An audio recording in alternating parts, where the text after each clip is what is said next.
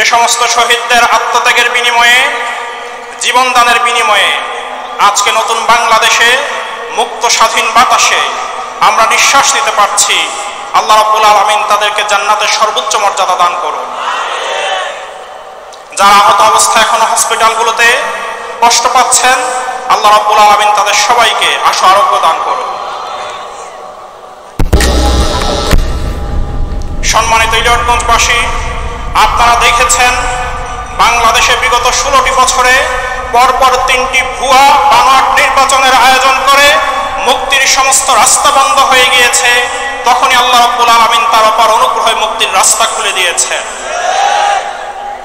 ওয়াকাম আহলাকনা ক্বাবলাহুম মিন কারন, আল্লাহ রাব্বুল আলামিন এমন করে অনেক দাম্ভিক ফ্যাসিস্ট জনগোষ্ঠীকে, দলকে, গোষ্ঠীকে পৃথিবী থেকে নিশ্চিহ্ন করে দিয়েছেন।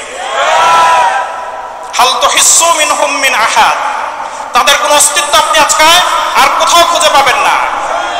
এই যে জায়গায় জায়গায় সহসভাপতি, অ্যাসিস্ট্যান্ট সেক্রেটারি, এদের যে পোস্টার লাগানো ছিল, ব্যানার লাগানো ছিল, আর দেখা যায় আও তাসমাউ লাহুম রিকজা, তাদের কোনো আওয়াজ আপনি খুঁজে পাবেন না। জয় বাংলা স্লোগান শোনা যায় আর কোথাও? একটি দলের স্লোগানকে প্রজাতন্ত্রের কর্মচারীদের মুখে তারা তুলে দিয়ে সেই স্লোগান প্রজাতন্ত্রের কর্মচারীদের মুখ দিয়ে তারা বলিয়েছিল। এমন এক কুৎসিত দৃশ্য, সুপ্রিম কোর্টের প্রধান বিচারপতি তিনি পর্যন্ত জয় বাংলা স্লোগান দেন।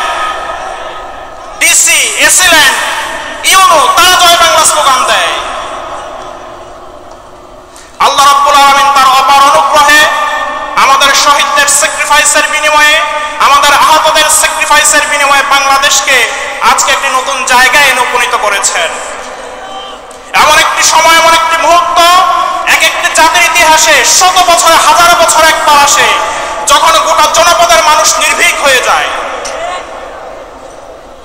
আমাদের এই ত্যাগের বিনিময়ে, সাহসের বিনিময়ে আজকে যে নতুন বাংলাদেশ আমরা পেয়েছি, এই বাংলাদেশকে গড়ে তোলার দায়িত্ব আমাদের। আজকে আমাদের বিজয়কে নস্যাৎ করার জন্য নানা ধরনের চক্রান্ত চলছে, দেশি বিদেশি ষড়যন্ত্র চলছে।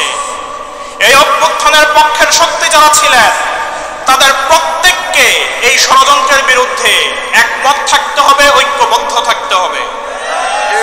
বাংলাদেশে রাজনীতি চলবে, বাংলাদেশে বিতর্ক চলবে, কিন্তু কোন ফ্যাসিস্ট শক্তিকে আমরা বাংলাদেশে আর ফিরে আসতে দিব না।